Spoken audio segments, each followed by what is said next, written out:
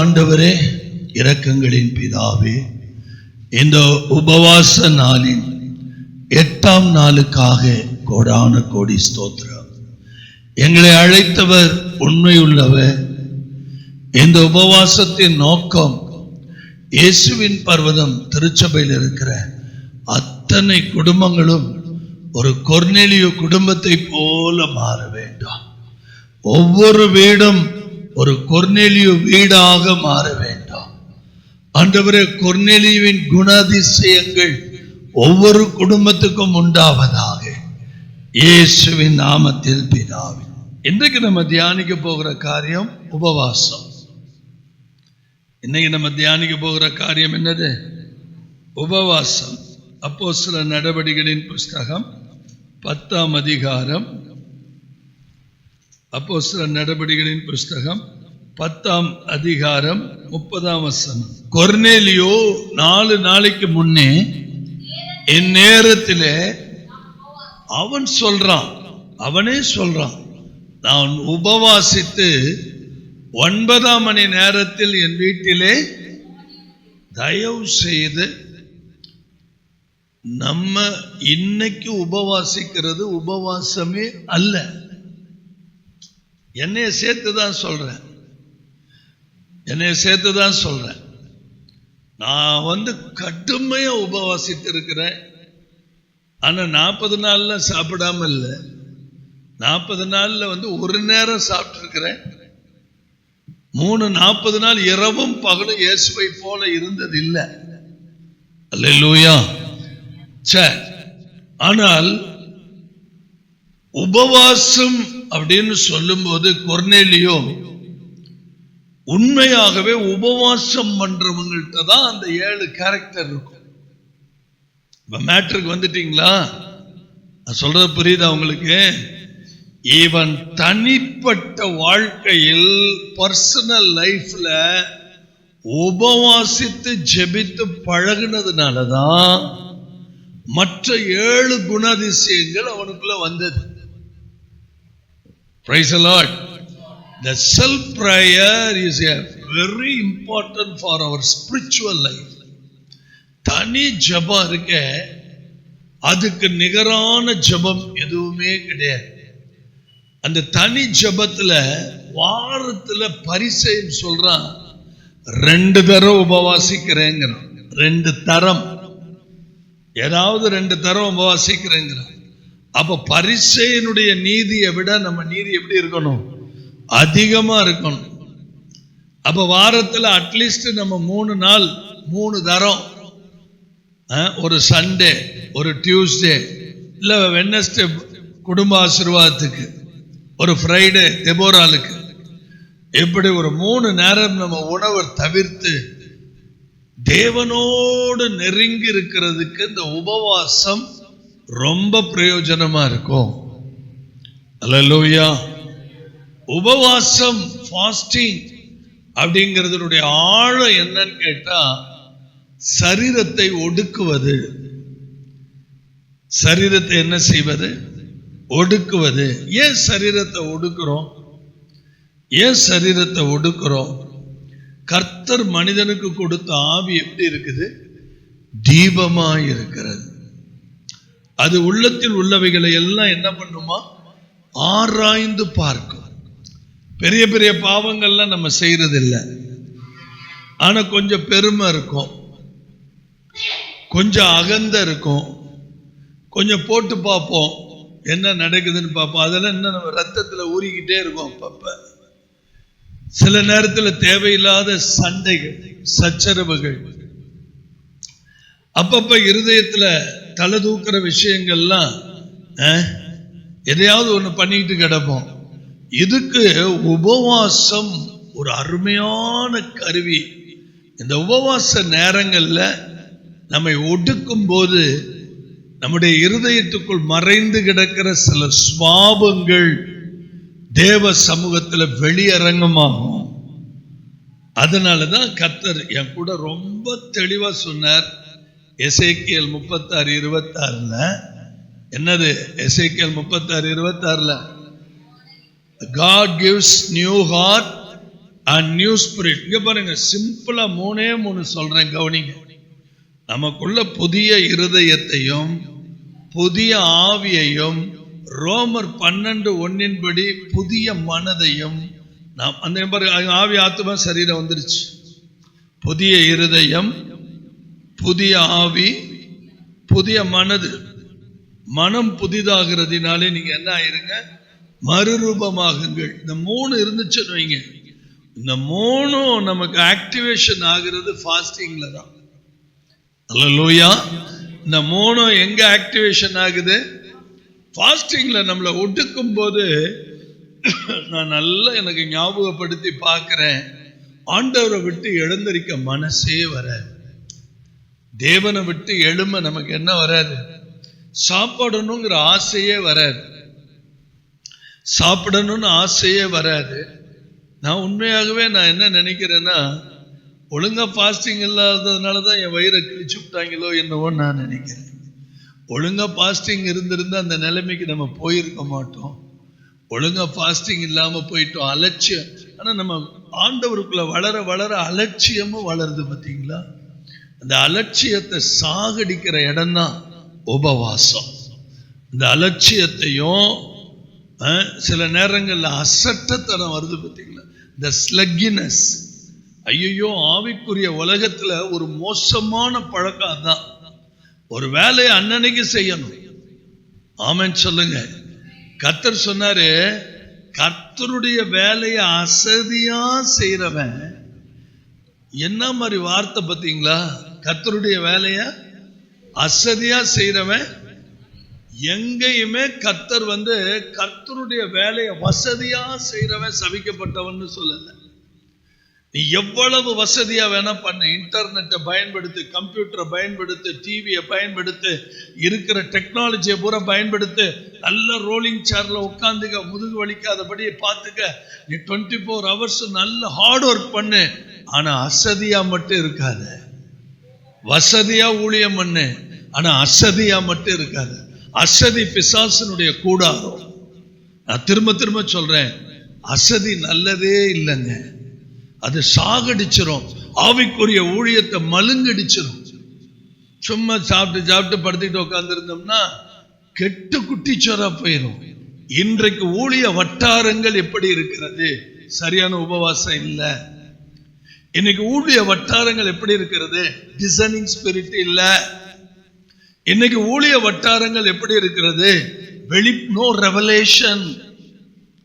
இன்னைக்கு ஊழிய வட்டாரங்கள் எப்படி இருக்கிறது? Wrong prophecy. பைத்தியக்காரத்தனமா எல்லாரும் தீர்க்க தரிசனம் தீர்க்க தரிசனம் தீர்க்க தரிசனம்னு ஆட்களை தேடிட்டு இருக்கிறாங்க. வல்லமையான தீர்க்க தரிசி நீங்க தாங்க. யார் யார் கையில பைபிள் இருக்குதோ அவங்க வல்லமையான தீர்க்க தரிசி. இரவும் பகலும் யார் யார் வேதத்தை நேசிக்கிறாங்களோ அவங்க வல்லமையான தீர்க்க தரிசி. யார் யார் உபவாசத்தோடு காணப்படுகிறீர்களோ அவர்கள் வல்லமையான தீர்க்க தரிசி. அல்லேலூயா. நான் சொல்வேங்க, Cornelius one of the prophet. அவன் முழங்கால் போட்டு உபவாசம் பண்ணி ஜெபிக்கும் போது தூதனே வர்றாங்க வீட்டுக்கு. இன்னைக்கு சில ஆட்கள் வீட்டுக்கு நாய் கூட வர்றதில்ல. ஆனா யார் வந்தா கொர்னேலிய வீட்டுக்கு? தேவ தூதன் வந்தான். ஜெபம் பண்ணிட்டு இருக்கும் போது தேவ தூதன் வந்தான். தேவ தூதன் சொல்றான். நல்லா யோசிச்சு பாருங்க, ஒரு மனிதன் பேசுகிற விதமா கர்த்தர் பேசுறாரு. உன் வீட்டுல இருக்கிற ஆட்களை ரட்சிப்புல நடத்தணும்னா கொர்னேலியோ, உன்னுடைய தான தர்மம், உன்னுடைய கண்ணீர், உன்னுடைய பிரயாசம், உன்னுடைய ஜெபம், உன்னுடைய ஒழுக்கமான வாழ்க்கை, உன்னுடைய எல்லாமே ஓகே. ஆனா என்னதான் இருந்தாலும் வீட்டுக்குள்ள இருக்கிறவன் தீர்க்கதரிசி வீட்டுல இருக்கிறவன்ட்டையும் ஊர்ல இருக்கிறவன்ட்டையும் என்ன மரியாதை இருக்காது. தன்னுடைய சொந்த ஊரிலும் தன்னுடைய சொந்த வீட்டிலும் யாருக்கு மரியாதை இருக்காது? சத்தமே இல்லையே. அதனால பரலோகமே என்ன சொல்லுதுன்னா, கொர்னேலியோ நீ சொன்னீன்னா நம்ம கொர்னேலியோ தானே நினைப்பான். அதனால பக்கத்துல யோப்பாவுல தொற்கால எழுப்பி விட்டுட்டு ஒருத்தன் மேல ஜெபம் பண்ணிட்டு இருக்கான். பக்கத்துலதான் இருக்கு யோப்பா, 8 கிலோமீட்டர் இத்தாலியாவில இருந்து. நீ போப்பா, ஆட்களை அனுப்புப்பான்ட்டு. அல்லேலூயா. என்ன நடந்தது? இதுதாங்க வெளிப்பாடு, இதுதாங்க தீர்க்க தரிசனம். நான் கேட்கிறேன், எதுக்கு தீர்க்க தரிசனத்துக்காக பிச்சை எடுக்கணும்? எதுக்காக அலையணும்? அகஸ்டின் பிரதர் நம்ம சபை அகஸ்டின் பிரதர் நேற்றுக்கு நம்ம சிஸ்டர் 1ஆம் தேதி அண்ணன் காலையில வாக்குத்தத்த ஆராதனையில பேசினத வரி மாறாம மோகன்சி அண்ணன் பேசியிருக்காரு, கேளுங்க அப்படின்னு சொல்லி என் மிஸ்ஸஸ்ட வந்து சொல்லிட்டு போயிருக்காரு. சரி, இவ்வளவு தூரம் அவங்கள்ட்ட சொல்லியிருக்கிறாருன்னு சொல்லி காலையில 7 மணிக்கு சும்மா ஆப்ரேட் பண்ணி போட்டு கேட்டேன். நான் பேசினத வரி மாறாம பேசியிருக்காரு, வரி மாறாம பேசியிருக்க. இதுதாங்க ஆவியானவர். ஆவியானவர் எல்லாருக்கும் ஒருத்தர் தானே. இதைதான் நீங்க அண்டர்ஸ்டாண்ட் பண்ணணும். நான் என்ன சொல்றேன், இருக்கிற இடத்தை விட்டு இல்லாத இடத்தை தேடி ஏங்க போறீங்க? ஞான சூனியம். இருக்கிற இடத்தை விட்டு இல்ல. இன்னைக்கு பாருங்க, நம்ம சர்ச்சில் பாஸ்டிங் பிரேயர் நடக்கும், இவனுங்க 10 பேரை கூட்டிட்டு எங்கேயோ போயிட்டு இருப்பானுங்க. அல்லேலூயா. நம்ம ஆட்களுக்கு நம்முடைய தேவன் நம்மிடத்துல வாசமா இருக்கிறது என்ன செய்யல, விளங்கல, தெரியல. சோ உபவாசத்தை விட ஒரு மேன்மை எதுவுமே கிடையாது. ஏன் நம்ம சபையில இந்த உபவாசத்தை நம்ம பிரகடனப்படுத்துறோம்? சபையில 40 நாட்கள் பைபிள உபவாசிச்சவங்க யாரு? மோசே, எலியா ஒரு தடவை, மோசே 3 தடவை. ஆண்டவராய் இயேசு கிறிஸ்து உபவாசம் இருந்தார் 40 நாட்கள் இரவும் பகலும். அல்லேலூயா. 7 நாட்கள் உபவாசம் இருந்தாங்க, நாளாகமத்துல படிக்கிறோம். 3 நாட்கள் உபவாசம் இருந்தாங்க. நான் வசனம் தர்றேன், எஸ்தர் புத்தகத்துல படிக்கிறோம். 3 நாட்கள், 7 நாட்கள், 21 நாட்கள், 40 நாட்கள். இப்படிலாம் ஏன் ஃபாஸ்டிங்? இதெல்லாம் சும்மா பேருக்காக, பெருமைக்காக இல்ல, நம்மை மறுரூபப்படுத்துவதற்காக. அல்லேலூயா. இப்ப நான் வரிசையா வசனம் தர்றேன். 1 சாமுவேலின் புஸ்தகம் 7ஆம் அதிகாரம், 1 சாமுவேலின் புஸ்தகம் 7ஆம் அதிகாரம் 6வது வசனத்தை பார்த்தீங்கன்னா, அவர்கள் மிஸ்பாவிலே கூடி வந்து கர்த்தருடைய சந்நிதியில் ஊற்றி, கர்த்தருக்கு விரோதமாய் நாங்கள் என்ன செய்தோம்? எல்லாரும் தயவு செய்து கவனிங்க. பாவத்துக்காக மனம் வருந்தி நம்ம என்ன செய்யறோம்? அப்ப உபவாசம் இருக்கும்போது அந்த பாவ சரீரம் மன்னிக்கப்படுகிறது. ஆண்டவரே என்னை கழுவுங்கப்பா, உங்க ரத்தத்தால என்னை கழுவி சுத்திக்கிறீங்கப்பா. அதே 1 சாமுவேல் 31ஆம் அதிகாரத்துல 13வது வசனத்தை படிக்கும் போது, அவர்களுடைய எலும்புகளை எடுத்து எத்தனை நாள் உபவாசம் பண்ணினாங்க? 7 days, 7 நாட்கள் உபவாசம். அதே மாதிரி இங்க பாருங்களேன், தந்திரமா உபவாசிக்க கூடாது. கொஞ்சம் கவனிங்க. அந்த குடும்பத்தை கெடுக்கணும், அவங்க அழியணும் அப்படிங்கிற எண்ணத்தோட உபவாசம் இருந்தோம்னா அது சக்சஸ்ஃபுல்லா இருக்காது. என்ன பண்ணுறது? அப்படி இல்லாம இருப்பாங்க.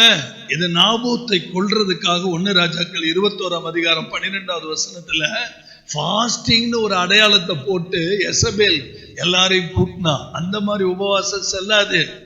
அல்லேலூயா சொல்வோம். ஆகாப் உபவாசம் இருந்தா தெரியுமா? ஏன் உபவாசம் இருந்தா? 1 ராஜாக்கள் 21ஆம் அதிகாரம் 27ஆம் வசனத்துல, 1 ராஜாக்கள் 21, 27, ஆகாப் தன் வஸ்திரங்களை தன் சரீரத்தின் மேல் உபவாசம் பண்ணி, ஆகாப்புடைய பெருமை, நாபோத்தை கொல்லணும், எசபேலுடைய ரத்தத்தை நாய் நக்கும்னு சொன்னான், ஆடி போயிட்டான். உடனே தன்னை தாழ்த்துறான். எல்லாரும் கவனிங்க. நம்ம எவ்வளவு முரட்டாட்டம் பண்றவங்களா இருந்தாலும், எவ்வளவு பாவம் பண்ணவங்களா இருந்தாலும், மனம் திரும்பி ரட்சிக்கப்பட்டு ஞானஸ்தானம் எடுத்து சபையில அங்கத்தினரை மாறின பிற்பாடு துணிகரமா எதையாவது ஒண்ணு பண்ணிட்டோம்னா, கர்த்தர் நடு ராத்திரியிலேயோ அல்லது ஊழியக்காரர் மூலமாகவோ ஒரு எச்சரிப்பை கொடுத்துட்டா, உடனே வந்து ஃபாஸ்டிங் போட்டு நம்மை தாழ்த்தி சரண்டர் ஆயிட்டோம்னா, உடனே வந்து இறங்குகிற நம்முடைய தெய்வம் போல ஒரு தெய்வமே இல்லை. அப்படியே மறந்துடுவாருங்க. அதனாலதாங்க நமக்கு ரொம்ப தைரியம் இருக்குது இன்ன வரைக்கும். ஆனா அதையே நம்ம மெயின்டைன் பண்ணிட்டு இருந்தா திடீர்னு செத்து போயிடுவோம், நரகத்துக்கு தான் போவோம். அப்படி மெயின்டைன் பண்ணக்கூடாது. எப்பொழுதும் பயந்து இருக்கிறவன், நான் சொல்றேன் தயவுசெய்து நல்லா புரிஞ்சுக்கிட்டீங்களா? கர்த்தர் மன்னிப்பார், கர்த்தர் மன்னிப்பார்னா ஏமாந்துருவோம். அவர் மன்னிக்கிறதுக்கு நமக்கு அவகாசம் கிடைக்கலன்னா யார் உயிருக்குங்க இன்னைக்கு கேரண்டி இருக்குது? வெளிநாட்டில் சுட்டு தள்ளுறான் எல்லாத்தையும். இது தமிழ்நாட்டிலையும் நடந்துகிட்டு இருக்கு.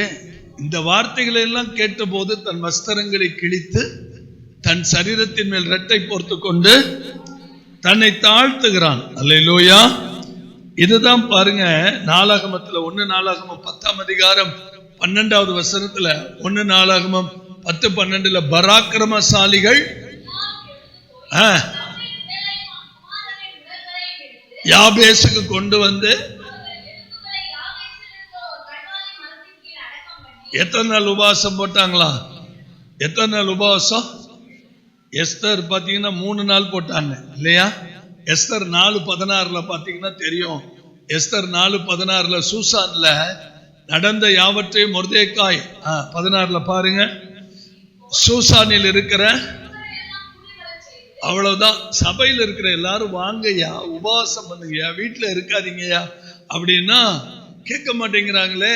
3 நாள் அல்லும் பகலும் புசியாமலும் குடியாமலும் இருந்து எனக்காக என்ன பண்ணுங்க? உபவாசம் பண்ணுங்க. ஒரு தனிப்பட்ட மனிதனுக்காக நம்ம என்ன பண்ணலாம்? உபவாசம் பண்ணி. நல்ல கவனிங்க, சூசானில் இருக்கிற யூதரை எல்லாம் 3 நாள் அல்லும் பகலும் எனக்காக நீங்கள் என்ன பண்ணுங்க? நானும் என் தாதிமார் என்ன பண்ணுவோம்? உபவாசம் பண்ணுவோம். நெகேமியாவுல 9ஆம் அதிகாரம் 1வது வசனத்துல பாத்தீங்கன்னா, நெகேமியா 9ஆம் அதிகாரம் 1வது வசனத்துல, அந்த மாதம் 24ஆம் தேதியில இஸ்ரவேல் புத்திரர் உபவாசம் பண்ணி ரெட்டுடுத்தி தங்கள் மேல், தயவு செய்து இன்னைக்கு ஒரு தீர்மானம் எடுங்க. இன்னைக்கு ஒரு தீர்மானம் எடுங்க. உபவாச நாளை நியமியுங்கள். இந்த 21 நாள் முடிஞ்ச உடனே வாரத்துல நான் இத்தனை தடவை உபவாசம் இருப்பேன். அல்லேலூயா. ஒரு வெள்ளிக்கிழமை பெண்கள் தெபோரால் அன்னைக்கு உபவாசம் இருக்கலாம். மருத்துவமனை ஊழியம் அப்ப உபவாசம் இருக்கலாம். ஞாயிறு ஆராதனை அன்னைக்கு உபவாசம் இருக்கலாம். உபவாசம் இருந்து வரும்போது கொடுக்கிற செய்தி காதுக்குள்ள கிளியரா போகும். அல்லேலூயா. ஆமென். உபவாசம் இல்லாம சாப்பிட்டீங்க, ஏசிய வேற போட்ட உடனே ஆராதனையிலையும் தூக்கம், 2வது ஆராதனையிலையும் தூக்கம். இப்ப இந்த அந்நிய பாஷை பேச ஆரம்பிச்சதுல இருந்து கண்ணனித்திர ஆவி பயங்கரமா அடி வாங்கி ஓடிட்டு இருக்கு.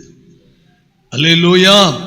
24ஆம் தேதி இஸ்ரவேல் புத்திரர் உபவாசம் பண்ணி ரெட்டுடுத்தி தங்கள் மேல் புழுதியை போட்டுக்கொண்டு. What is real fasting? உண்மையா உபவாசம்னா என்ன பிரதர்? ஏசாயா 58ஆம் அதிகாரம் 3ஆம் வசனத்தை படிங்க. ஏசாயா 58:3 படிங்க. நாங்கள் உபவாசம் பண்ணும் போது நீர் நோக்காமல் இருக்கிறது என்ன? நாங்கள் எங்கள் ஆத்துமாக்களை ஒடுக்கும் போது நீர் அதை அறியாமல் இருக்கிறது என்ன என்கிறாங்க. ஆண்டவரே, நாங்க இவ்வளவு உபவாசம் போடுறோமே, எதுவுமே நடக்கலையே.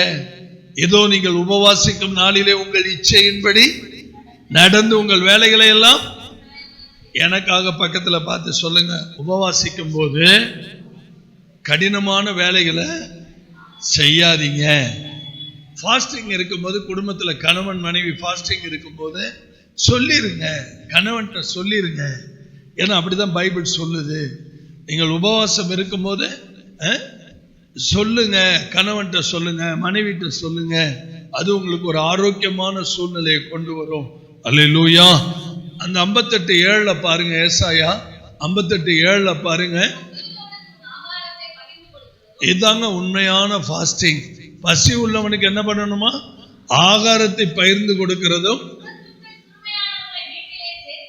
ஒரு அநாத, ஒரு கைவிடப்பட்ட நிலைமை, நல்ல கவனிங்க, துரத்துண்ட சிறுமையானவர்களை வீட்டில் சேர்த்துக் கொள்ளுகிறதும், அவனுக்கு வஸ்திரம் கொடுக்கிறதும், உன் மாம்சமானவனுக்கு உன்னை ஒழிக்காமல் இருக்கிறது அல்லவோ உகந்த உபவாசம்.